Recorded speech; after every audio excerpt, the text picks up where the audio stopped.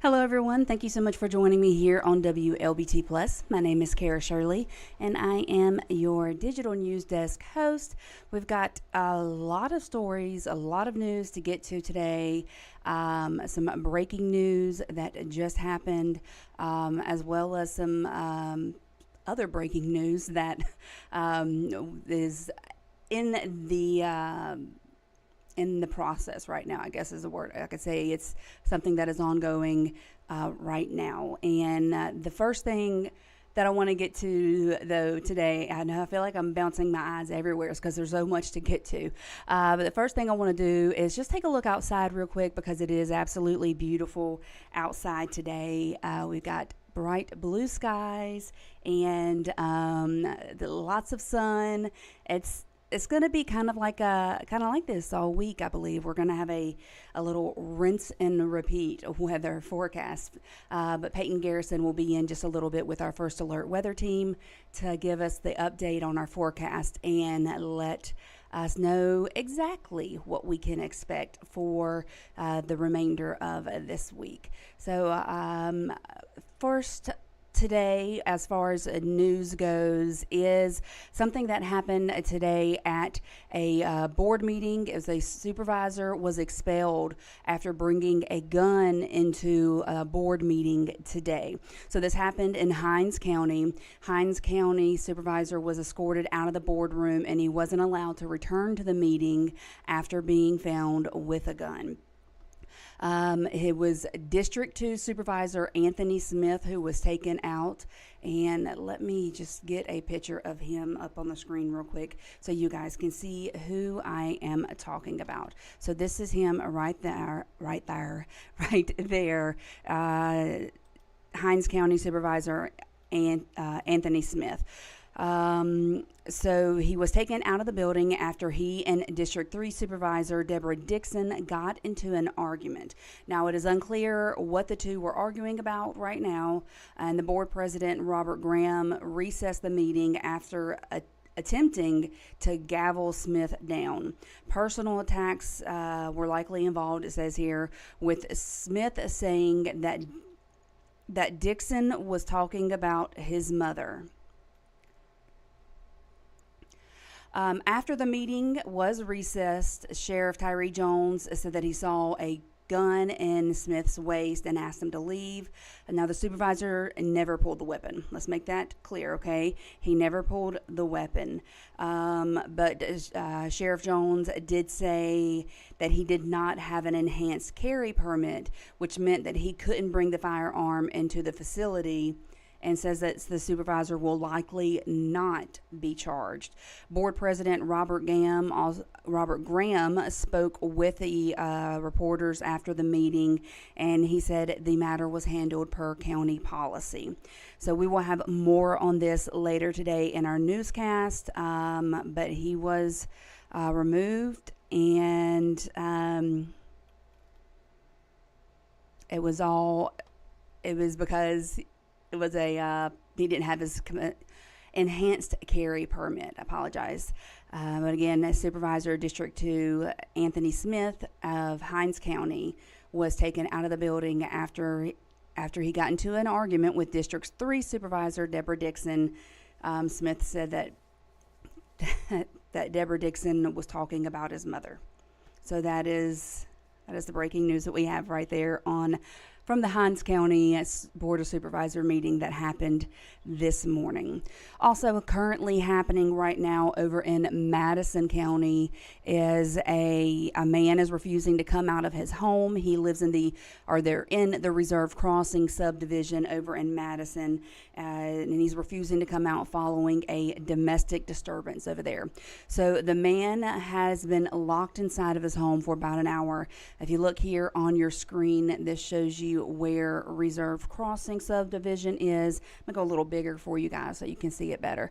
So it is right here, and if I zoom out, give you a better idea of where it is. We have let's see, Miss Kelly Furniture there, and just south of Gluckstadt. So this is where the subdivision is. So the man has been inside, locked in the house for over an hour. Madison Police Captain Kevin Newman says that there is no one else in the house with him. He said there is a gun in the house, but they're not sure if the man is armed. Authorities have been speaking to him over an hour and are making progress in that. So hopefully he will be coming out soon. They will get him out without incident, but he is refusing to come out of his home following a domestic incident that happened today. We will keep you updated on that here at WLBT. And also something that we found out about this morning that happened in Jackson over the weekend, as a 12-year-old boy accidentally shot himself in the knee. So according to police, the child had been visiting friends in the 3800 block of Meadow Lane. And here is where Meadow Lane is. It's going to be in this area where he shot himself. Where he reportedly picked up a handgun and then shot himself in the knee. So his conditioning is not life-threatening, according to JPD Detective Tommy Brown. Police did recover the weapon, and they also reported the incident to the Department of Child Protective Services. So I'm going to pull out so you can see where this area is in relation to downtown Jackson. And here we have downtown Jackson on your screen. I'm going to go a little bigger. You guys can see that better. I'm circling it with the mouse right here. And 3800 block of Meadow Lane is in this area. So it is in south of Jackson where this happened. We will keep you updated on this. Not sure exactly what's going to be happening with it. You know, they say they did report it to the Department of Child Protective Services, and we will get more information and make sure you guys are updated with that information. I see you guys joining us here on Facebook. Louise Washington and Crystal Croson both said, wow. I'm guessing they are doing that in response to the supervisor getting expelled from the meeting in Hinds County, the Board of Supervisor meeting. Again, his name is Anthony Smith, and he is the supervisor of District 2. He got taken out of the building after he and District 3 Supervisor Deborah Dixon got into an argument. So they said Smith said that Dixon was talking about his mother. When he got taken out of the boardroom, they found out or saw that he had a gun on him. Sheriff Tyree Jones did. And the reason why he was taken out is because he doesn't have an enhanced carry permit. He didn't pull the gun out or anything like that. He just does not have the proper paperwork to be able to carry the gun inside of the courthouse there. So that is why he was taken out. He did not pull the gun. I want to make that very clear. But he did have it on him, and he did get into an argument with District 3 Supervisor over in Hinds County. The board president is saying that this was handled according to county policy. And like I said earlier, if we have any updates on this, we will definitely get them to you if we find out some more information. Maybe if we talk with Supervisor Smith, we will keep you guys updated. Laura said on Facebook, everyone should be professional no matter what the situation, and I agree with that. Thank you so much for tuning in on Facebook and joining me here for WLBT Plus. More news that we have coming out of Hinds County, and it's actually some very sad news, is that we got word today that a teenager did drown at the Clinton YMCA pool. So it happened last night, or was discovered last night, when lifeguards pulled 15-year-old Jonas Pippins out of the water. It was unresponsive, and they say they did immediately start CPR, but unfortunately, despite the efforts, he could not be saved. Officials with YMCA are saying that they're looking into the best practices to prevent another incident like this from happening again. As a horrific situation to be happening, especially right here at the beginning of summer. Our hearts go out to the family and the parents of Jonas Pippins. But it kind of, brings to mind or brings to light needing to pay attention and learn more about water safety, especially with summertime starting. More people are going to be out swimming, and kids out of school, things like that. We just hate that this happened, and like I said, our thoughts and our prayers are with the family of Jonas, who passed away at the YMCA in Clinton last night. So in Rankin County, we come back over to Rankin County, a woman has died after she was hit by a car. Now, the coroner's office is saying that this happened just before midnight on Saturday. Authorities say the woman was walking across Airport Road when she was hit. We don't know exactly where at on Airport Road. She has not been identified yet, but they say that she was somewhere between 50 and 60 years old, and they are asking that if you have any information, you contact the Mississippi Highway Patrol or the Rankin County Coroner's Office. But again, that happened Saturday night in Rankin County on Airport Road, where the woman was hit by a vehicle and ended up losing her life due to those injuries. Now, we reported a while back about Latasha Crump Coleman, who has been missing. We reported it when a missing persons alert was put out by the Mississippi Department of Transportation. And now we are hearing that the FBI is going to be using its resources to help find out exactly what happened to her and where she is.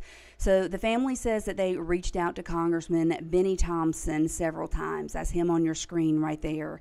They were motivated to reach out to higher leadership to help solve this case.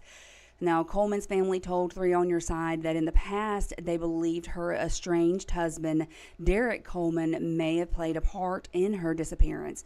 And her family is saying that they hope the FBI can help them find some type of closure in the missing of Latasha Crump Coleman. Here's what her family had to say. At this point, I realize that even bad news is better than no news. And we as a family would like closure for, and whatever their outcome may be. I can totally understand that feeling. It's better, or it's horrible to not know. You don't know. Are they alive? Are they dead? What happened? What, if they are dead, what was their last moments? What led to their death? It is sometimes better to get the bad news than to have no news at all, because just sitting there not knowing what happened is a horrible feeling.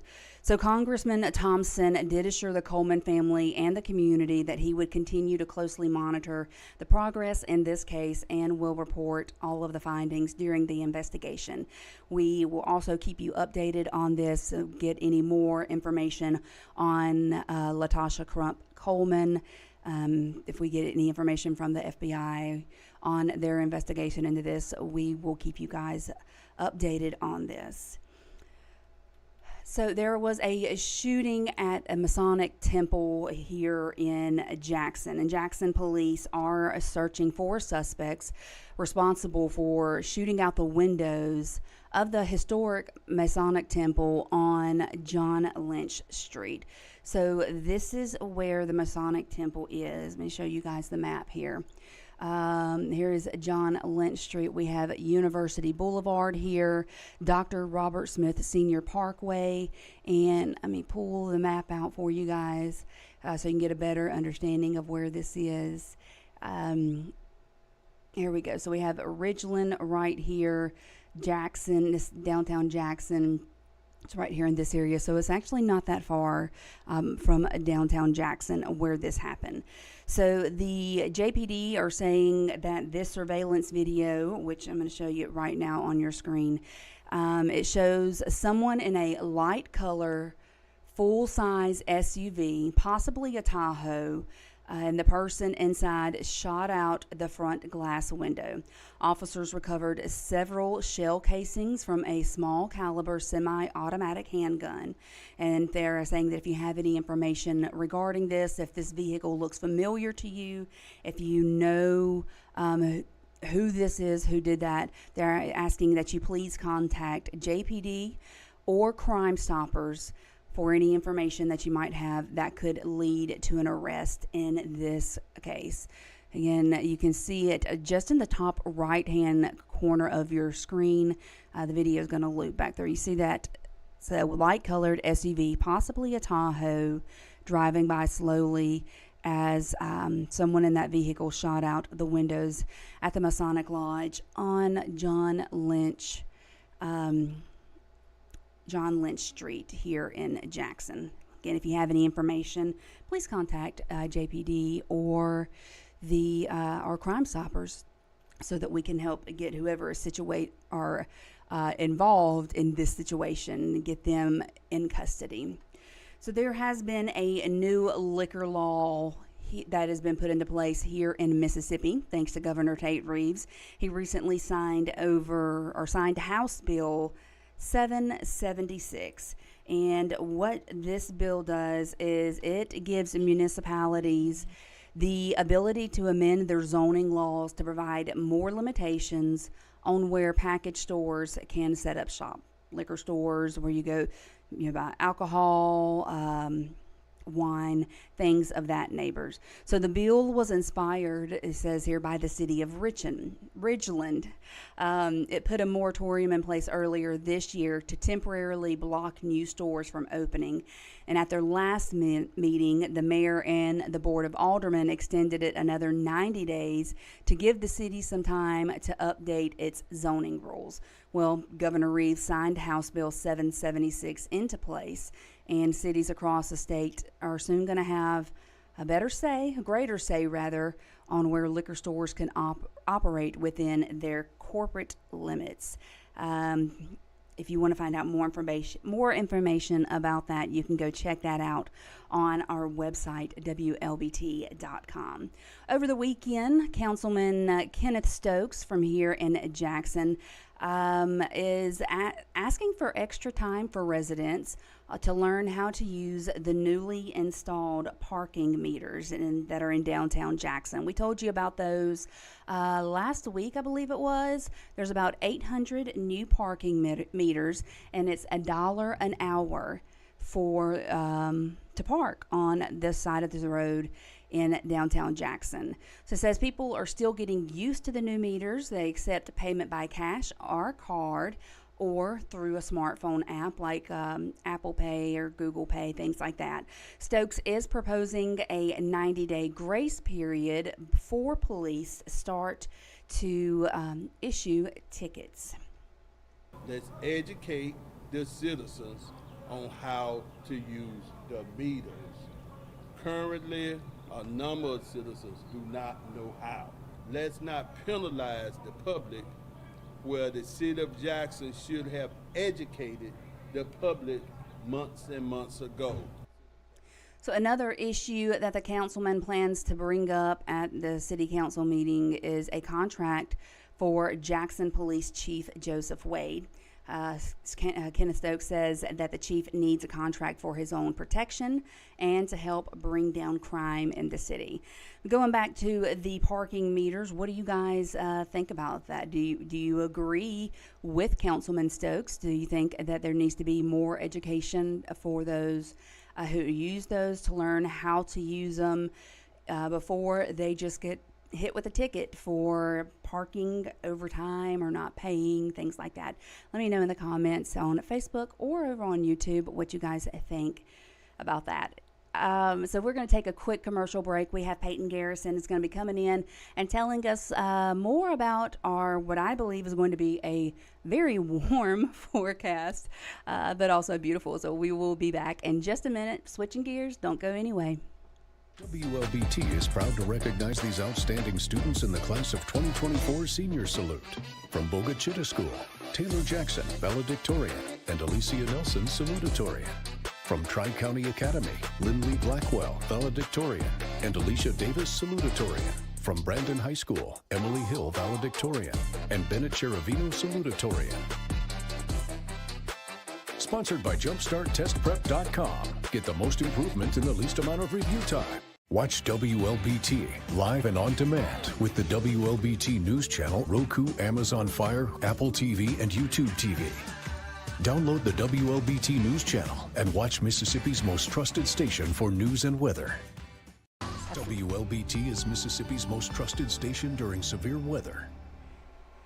And we are back here on WLBT Plus. We have our First Alert Weather Team member, Peyton Garrison, here. Peyton, how was your weekend? It was really nice. The weather was nice. So, I mean, I had a nice time. How about your weekend? I had a very busy weekend, but my daughter, one of my daughters, I have several. Well, I have three. Okay. My youngest daughter moved back with me here over the weekend, and the rest of my family's going to be following pretty soon. So it was a busy weekend, but it was good. But hey, I mean, you're having your family back with you, so I know that you're very happy about that. I am. And I'm also happy about the forecast that's coming up, even though it's a little warm. We looked outside earlier. Beautiful blue skies, but tell us what we're looking at. Yeah, it's a little warm, especially for some. It's still technically spring on the calendar. I mean, but with these temperatures, this forecast, it's basically summer already. Definitely that summer-like feel in the air. We're already seeing temperatures in the upper 80s to near 90 degrees. It's 90 right now in Lexington. We're not that far behind here in Jackson at 88 degrees. And it doesn't look like this heat's going to be going anywhere anytime soon. We're going to be flirting with near 90-degree weather all week long this week and also this upcoming weekend, which is the unofficial start to summer for Memorial Day weekend. Well, it's good that we're having the nice weather as we go to Memorial Day for the weekend. But, I mean, those 90s, man. The only thing that was good about the 90s, except at least for me, was like Vanilla Ice. I liked him back in the 90s, but I don't like the temperature of the 90s. Yeah. It's too hot. Yeah, I mean, it is too hot for some, and, you know, hopefully we don't see any hotter weather than this for the next little bit. This is above average for this time of year. We should be in the middle 80s, not too far off from normal, but again, this weather is more June-like, and before you know it, we're going to be in June. It's going to be even hotter, so I mean, maybe take advantage of this heat while it's here before it cranks up even more. Or should we say take advantage of the cooler days before? Yeah, this is considered cool compared to what's to come in August. Yes, it is. So it looks like it's just really going to be like a rinse and repeat kind of forecast week. Yeah, very rinse and repeat, very summer-like. You know, there's just low-end chances for rain later on this week, especially on Friday. It doesn't look all that impressive. Even if you see one of those showers, may not cool things off all that much, but we're starting to get into that summertime-like weather pattern. Low-end chances for rain, heat, humidity. It looks like the humidity will be creeping up this weekend. It's not too terribly bad right now, but I mean, this weekend we're looking at lower and middle 90s, and we may see heat index values higher than that, maybe creeping into the low triple digits. So, I mean, it is that time of year, and we're probably going to be keeping this type of weather around with us for quite some time. But it is better than tornadoes. Yes. Yes. Yes. Yeah, the severe weather, they're actually going to see severe weather over the next several days out towards the plains and the Midwest. We're going to be on the fringes of all this weather, so that's why we're really going to see the heat crank up. Chances for rain are not going to be all that impressive. So, again, no severe weather in the forecast. Hopefully it stays that way, but something to watch over time. Well, like I said, I believe you guys have worked very hard over the past few weeks with the severe weather that we have, so you deserve to have a kind of easy week of weather-wise. Yeah, I mean, even last week we had, I think, 2 separate type of severe weather events, one early on, one later in the week, and this week looks much calmer, thankfully. I think we all could use a break. Yes, we could. Peyton, thank you so much for coming in. We're going to take another quick commercial break, and when we come back, I'm going to be speaking with Samantha Garrison from the mornings here at WLBT and the story that she did last week on the history of Black Cowboys. So we will be back in just a moment. WLBT is proud to recognize these outstanding students in the class of 2024 Senior Salute. From Wlbt School, Taylor Jackson, valedictorian, and Alicia Nelson, salutatorian. From Tri-County Academy, Lindley Blackwell, valedictorian, and Alicia Davis, salutatorian. From Brandon High School, Emily Hill, valedictorian, and Bennett Cherovino, salutatorian. Sponsored by JumpStartTestPrep.com. Get the most improvement in the least amount of review time. Watch WLBT live and on demand with the WLBT News Channel, Roku, Amazon Fire, Apple TV, and YouTube TV. Download the WLBT News Channel and watch Mississippi's most trusted station for news and weather. First Alert weather coverage means that we alert you at the first sign of dangerous weather, with more weather forecasters than any other station. More weather tools than any other station, and the only station in the country with mobile weather radar technology that allows us to catch weather threats that the National Weather Service radar can't reach. Sunrise to sunset, 7 days a week. We are WLBT, 3 on your side, and Mississippi's most trusted First Alert weather team. Everybody, so I am jumping in real quick before we go and talk with Samantha Garrison on the story that she did, Saddle Up. You're going to love it, so stick around. But we do have an update in the Madison standoff that has ended peacefully, police say. So it was an incident that was ongoing when we first came on air. It says that a man was locking himself in his home in the Reserve Crossing subdivision over in Madison following a domestic incident. He was by himself. They said there was no one in the house with him, but he was refusing to come out. They were able to end it peacefully. So we have good news on that front. Again, I told you earlier that was in the Reserve Crossing subdivision in Madison, and that is where the Reserve Crossing subdivision is here on your screen. We got I-55 right there. It is just a little south of Gluckstadt. So just to kind of give you an idea of where it is, but that standoff has ended peacefully. So I got to talk with Samantha Garrison Samantha German. I'm combining our meteorologist and our morning news anchor. But I got to speak with Samantha German this morning on a story that she did called Saddle Up. And it was the history and the heritage of cowboys in our country. But one thing a lot of us didn't know, I know I didn't know it, I learned so much from watching the story, was that the cowboys actually have their origins in Africa. And so it's the history of the Black Cowboy. And we are going to go ahead and jump into this. I'm going to take you to the talk that I had with Samantha this morning. Guys, stick around. This is a great story. We're going to show you it at the end of the talk that I have. So stick around. Let's educate. Hey everybody, thank you so much for joining us again, or joining me again on WLBT. I am joined by Samantha German, and you probably recognize her from the early morning hours. Early. Look, when I was anchored Good Morning Meridian when I was over there, I was in bed by like 6 every night. Yes. Well, that's good because I still don't have a set schedule or routine, so I'm still trying to get my bedtime. 6 o'clock was for me. That's a good one. I was like, but I don't even didn't have to get up early as you do now, because you guys start at 4:30. Yeah. Super early. But Samantha is our one of our morning show anchors here at WLBT, and you've been here for how long now? So July will make 1 year. since I've been here. Wow. Yes. How do you like it? Because I you're love from it. you're from where I'm originally? from Charleston, South Carolina. Okay. And I love it here. I mean, the people, everybody's just so warm, so welcoming. So Yeah. I've been having a great time, and our team is amazing. Yes, yes, that is for sure. I talked about the other day how one thing that I have realized when since moving here.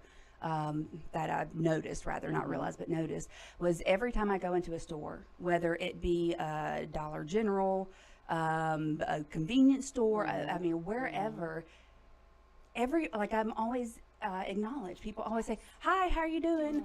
Thank you for coming in." They look you in the eye and they smile. And so that's one thing. I wasn't expecting that. Yeah. Warm Warm it's a big Southern city. hospitality. Yeah. Yeah. People are very warm. Yeah. So, and also it's summertime too, so they're really warm. So Samantha did an amazing story, and it aired last Thursday, and it's called "Saddle Up: The History of the Cowboy." Correct? Yes. And Black Cowboys the here in Black Mississippi. Cowboys. Yes, and so look, I know that we have like black rodeos and things like that, but there was so much that I learned from watching this that I had no clue about. So, do you want to tell us about how you got to do this story? Yes, absolutely. Well, it's funny because I feel like lately, I don't know on social media if you've seen it, but I just feel like there's been a lot about cowboys, cowboy hats, boots, just all things cowboy culture right now. And I don't know if that has anything to do with Beyonce's album coming up. Everybody was talking about that. Everyone's talking about country music. And so just everywhere I went, it was just cowboy everywhere. So I wanted to get into the history of it here because I actually went to my first rodeo here in Mississippi, and I was like, there are a lot of cowboys here in Mississippi. Yes. So this isn't just a trendy topic. Right. This was a lifestyle for many people and still is, and I just wanted to dive into the history more specifically of Black Cowboys here in this area. And just like you said, you were learning a lot. I learned with the viewers as well. I learned so much just about the cowboy culture here. Yes. See, like I said before, I didn't know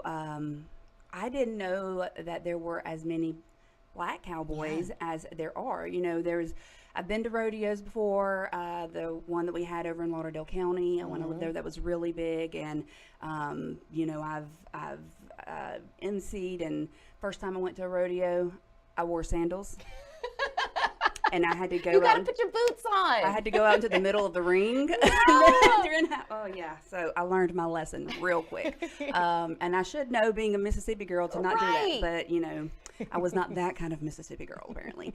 But I'm going to play a clip real quick so we can dive into this story. And this is one of the first little parts here. Now, can you tell us who we are talking with here? Yes, I can. So I spoke with both Andy Wade and Michael Grauer, and I have to look up their titles too because you go right ahead. Their titles are very long. We want to get it right. We want to get it right. I mean, they were incredible. They both have just this wealth of knowledge when it comes to just all things cowboy culture. And I just want to thank them again for taking the time out to just share this incredible history. It's rich history. But yes, I spoke with Andy Wade. He's a licensed official for the United States Trotting Association and an official starter when it comes to harness racing, and he is a professional equestrian and cowboy in this area. So he was the guy here in Mississippi. And then I also spoke with a historian, Michael Grauer. He works at the National Cowboy and Western Heritage Museum in Oklahoma City. Wow. Yeah. Wow. Well, we're going to play a clip from the gentleman from Oklahoma City right now, and I hope that everybody learns. Just this first clip is going to really be awesome. When I lecture on cowboy history, I usually pose the question, where is cowboy ground zero? And most people don't, they say this or they say that, and when I tell them it's Africa, they're usually startled. See, that was something I had no idea about. I did not know anything. I didn't know that it was originally in Africa. Yeah. Yeah. So that was something that I learned too. Yeah. And so he talks about the North Africans and some Arabs. They went and they took over the this peninsula. Yes. What is it? Oh my gosh, I'm losing the name of it right now. But that's the Spain and Portugal today. Yes. There we go.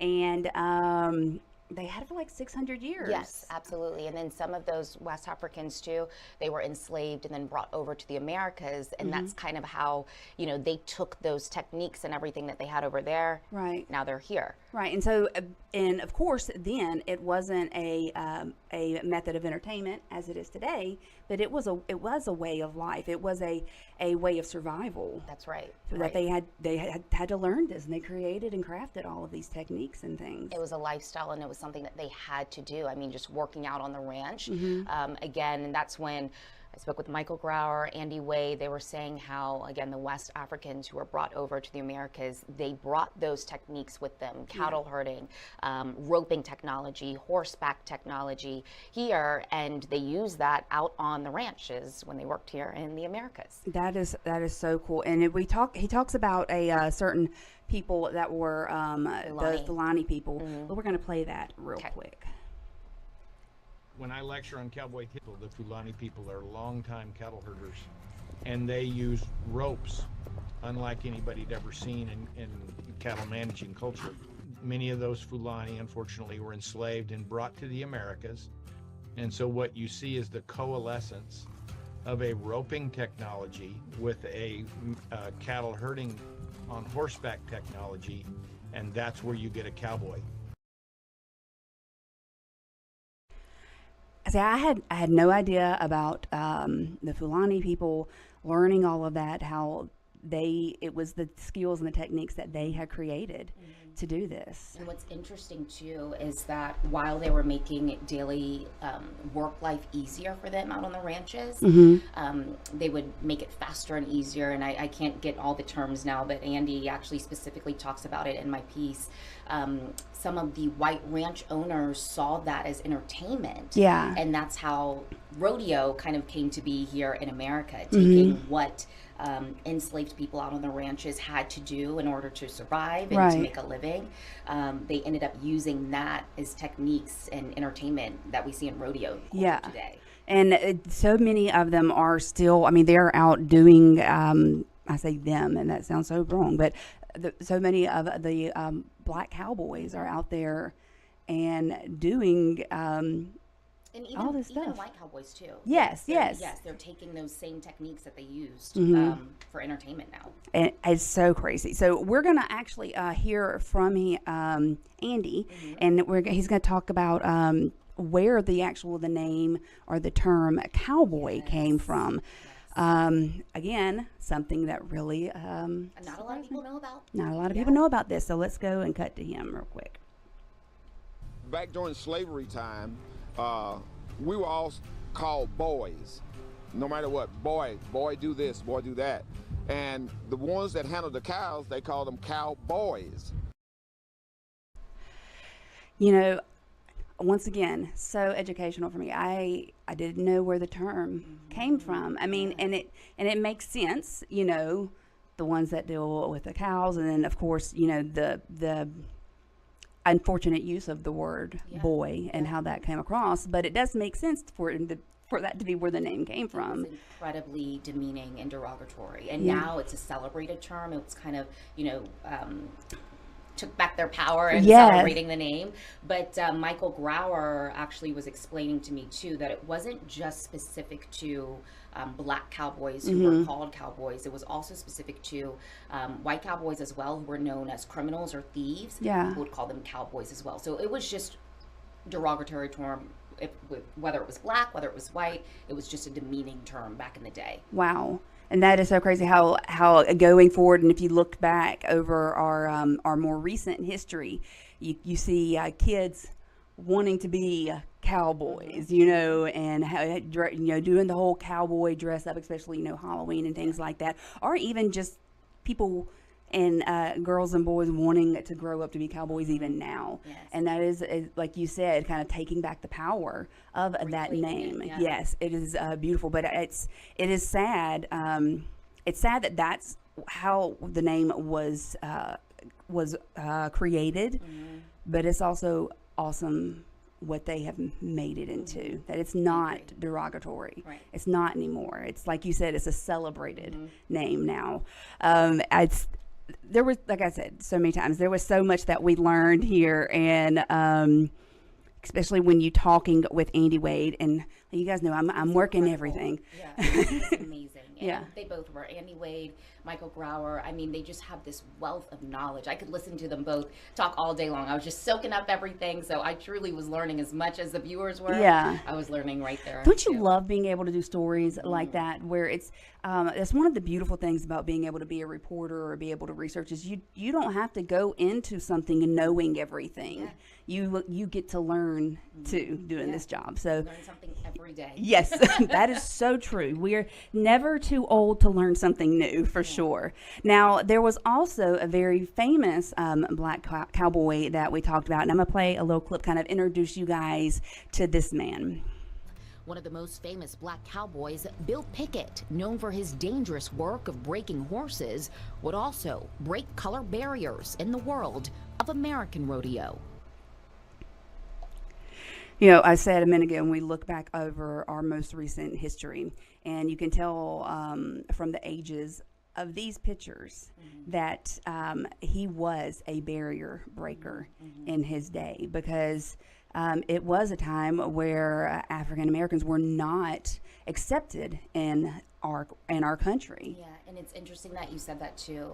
Bill Pickett, he was the famous cowboy there that you just saw, and Michael Grauer was actually breaking down to me that even though black cowboys actually helped derive, the techniques used in rodeo culture today, it was incredibly exclusive. Rodeo was in American culture back in that day. And so Bill Pickett, when he would often perform, Michael Grauer says that he actually would say that he was Native American. Wow. And not black. But even then that was dicey, because Native Americans weren't really accepted as well in rodeo culture in that time. Yeah. So it just is interesting to see how exclusive rodeo was back in the day. And that brings me to another point. I don't know if you want to get there yet. No, go ahead. You jump wherever you want to go. But because it was so exclusive, and because it just was exclusive for black people, just for people of color, really, back in the day. That's why you see black rodeos. Yeah. That's why they see, I don't think it's just black rodeos either. Native Americans, just groups of color. Right. Starting their own because they had a fair chance at winning. Yeah. You did talk about that. How you or the gentleman from the Cowboy and Western Heritage Museum. Say his name again. Michael Grauer. That's right. You spoke.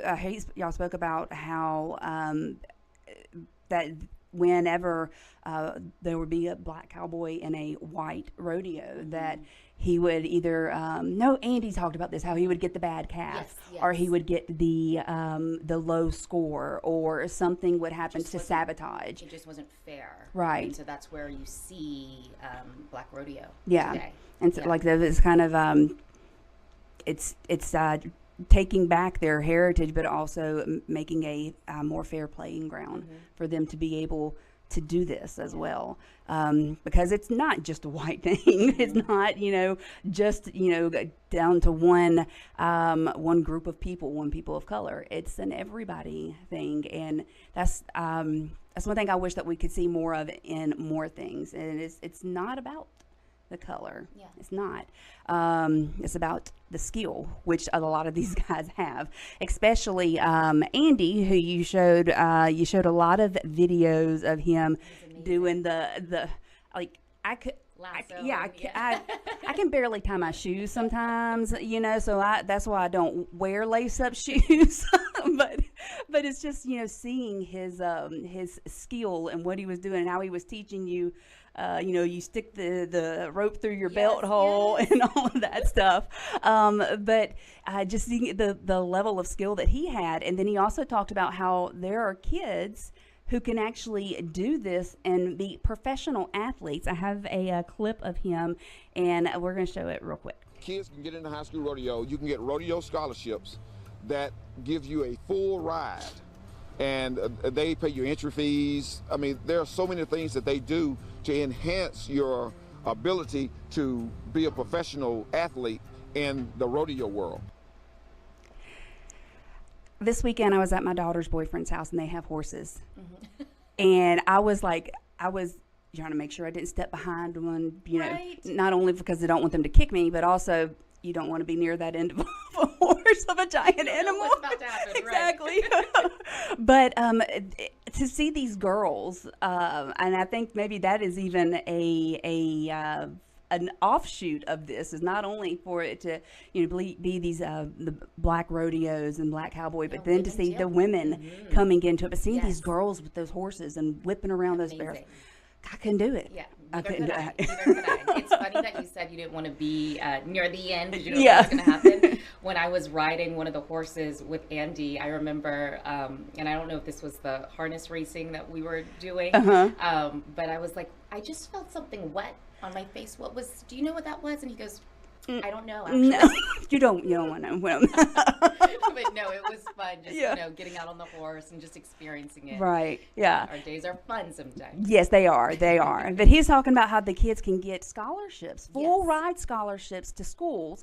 And I know, and there may be more local schools that I'm not aware of, but I know in previous dealings that the University of West Alabama has a rodeo team, and they have they give out scholarships, and they have these kids and come in and compete in rodeo. Of course, I didn't realize that schools had fishing teams either until I moved here. Of course, with the res, that it makes sense. But yeah, I think that is so awesome that there's this thing of redefining almost what an athlete is. Absolutely. And it's, if you've you did ride a horse, it can be very painful. Yes.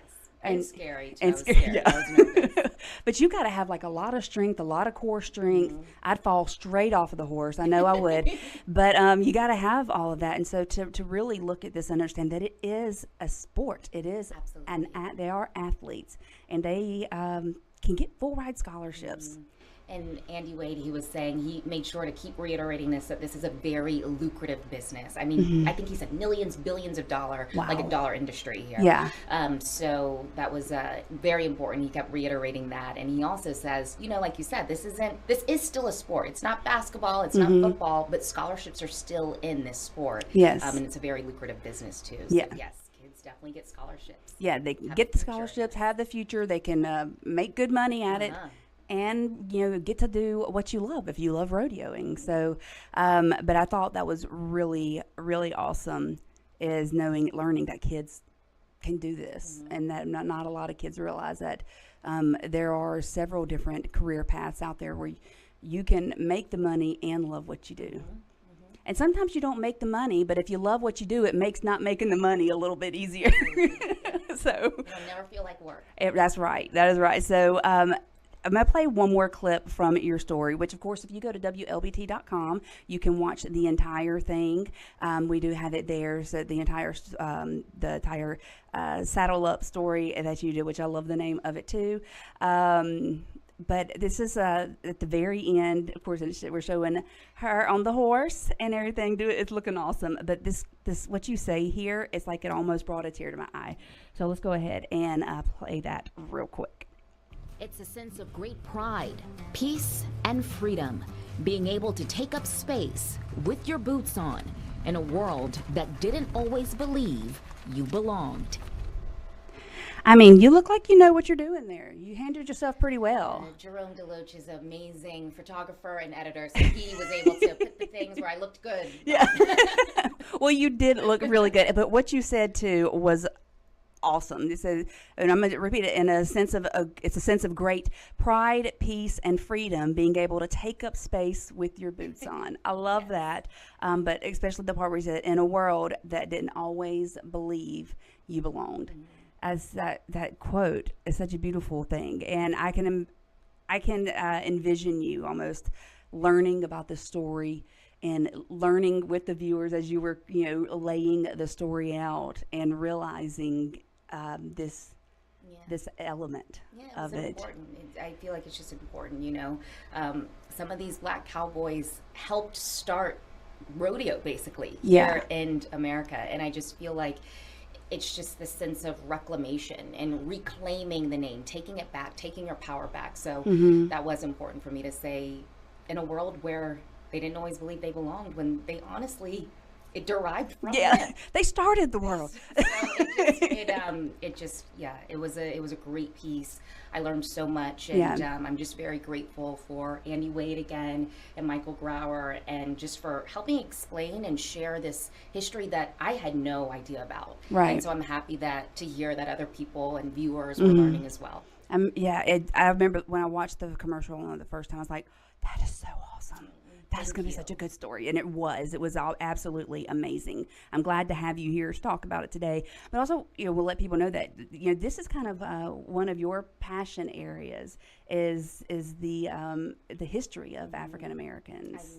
I love Black history. And it's actually something that I would have minored in African American studies. I was 3 credits away and I wanted to finish on time. So I said, it's okay. It's fine. But so I'm grateful that I'm able to do this every day, and what better Black history here in Mississippi. I mean, it's just a world of history here, and I'm just excited to share. Well, that was Samantha German. How awesome was that story? Oh, gosh, it was so good. And if you haven't seen it, you are in luck because we got it right here for you. So without further ado, here is Saddle Up, the untold history of the Black Cowboy. While in Terry, a small town in Mississippi, you are sure to see old railroad tracks and open green fields sprinkled in with some cows and horses. Ranches and racetracks are sure sights as well along these rural roads. Andy Wade is a licensed official for the United States Trotting Association and an official starter when it comes to harness racing. Although he rides and races for fun, it's something he knows the many cowboys who came before him had to do in order to survive. It wasn't something that we chose to do in the beginning. It was something that we had to do to make a living. Michael Grauer, the McCaslin Chair of Cowboy Culture and Curator of Cowboy Collections and Western Art at the National Cowboy and Western Heritage Museum in Oklahoma City, explained the complicated history of the equestrian way of life and its origin. When I lecture on cowboy history, I usually pose the question, where is cowboy ground zero? And most people don't, they say this or they say that. And when I tell them it's Africa, they're usually startled. In the 8th century, North Africans, some Arabs, some of what we call Moors today, conquered the Iberian Peninsula, and that's Spain and Portugal today. They held it for 600 years, and what they brought with them, amongst many other things, was a new way of managing livestock from the back of a horse or a mule, and a new type of saddle. Grauer says when Spanish settlers came to the Americas, they brought that livestock and herding technology with them, eventually incorporating techniques used by West Africans. The Fulani, for example, the Fulani people are longtime cattle herders, and they use ropes, unlike anybody'd ever seen in cattle managing culture. Many of those Fulani, unfortunately, were enslaved and brought to the Americas. And so what you see is the coalescence of a roping technology with a cattle herding on horseback technology, and that's where you get a cowboy. Woo! During the antebellum period in U.S. history, Grauer explains many stock tenders were usually black men who were left in charge of cattle herds, hogs, sheep, and goats, but were really well known to be excellent handlers of horses and mules. Back during slavery time, we were all called boys. No matter what, boy do this, boy do that. And the ones that handled the cows, they called them cowboys. Today, it's a celebrated term, but back then, the name cowboy was derogatory and demeaning and used to marginalize certain groups thought to be as less than. But ironically, it would be Black Cowboys using their expertise out on the ranch to make daily work life easier who would end up inventing the same techniques white ranch owners saw as entertainment, bringing rodeo to an explosion here in the U.S. The more effective ranching and what we call cow and horse work techniques eventually become competitions. Who can rope faster? Who can rope and tie faster? Who can stay in the saddle for 8 seconds? All of that derives from initially enslaved people trying to do their work in the most efficient way. Those tools and techniques, like the picket string and tie-down calf roping, are still used in rodeo performances today. When you get ready to compete, you'll take the screen and you'll put it in your mouth, and then you run it through your belt. And that's going to keep it out of the way of your rope when you're roping. Although derived from cowboys of color, rodeo was incredibly exclusive. One of the most famous black cowboys, Bill Pickett, known for his dangerous work of breaking horses, would also break color barriers in the world of American rodeo. Rodeo in the U.S. was very much segregated. Bill Pickett would often, when he competed, would often have to either say he was Native American, which was barely acceptable itself because a lot of Native Americans couldn't perform either, or sometimes he performed and was victorious and never got any winnings. He was threatened all the time, as were most black cowboys in early rodeo. I believe it. Andy Wade remembers the unfair treatment he also faced when competing as a teenager.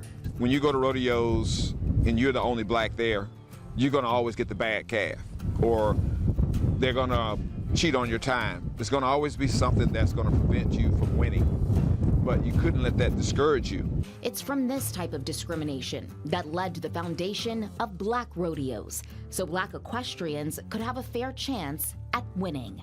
Now it's a standing tradition and a lucrative business, inspiring lasting legacies and new generations. Kids can get into high school rodeo. You can get rodeo scholarships that give you a full ride, and they pay your entry fees. I mean, there are so many things that they do to enhance your ability to be a professional athlete in the rodeo world. Reclamation of rodeo, racing, and ranch life. It just energizes you, and it just builds your confidence and lets you know that, I can do anything. It's a sense of great pride, peace, and freedom, being able to take up space with your boots on in a world that didn't always believe you belonged. Samantha German, 3 on your side.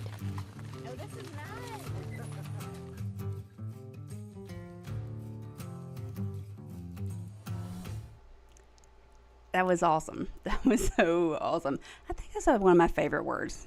Awesome. I say that a lot. I've realized that now. But no, this story, it was a beautiful story, and it was told brilliantly by our very own Samantha German. She is our morning anchor here at WLBT and a reporter, and this story is... it just touched me, and learned so much stuff I didn't know. I appreciate her coming in and sitting down with me this morning. She does get up really early, so I had to pre-record the interview with her, and I appreciate her doing that and talking to us about this. Well, guys, that is the end of WLBT Plus. I am going to jump off of here, let you get back to your day. Thank you so much for joining me, whether you're watching on Facebook, on our website, or on YouTube. Make sure you download the WLBT News app so that you can get breaking news alerts on things that happen here in our area.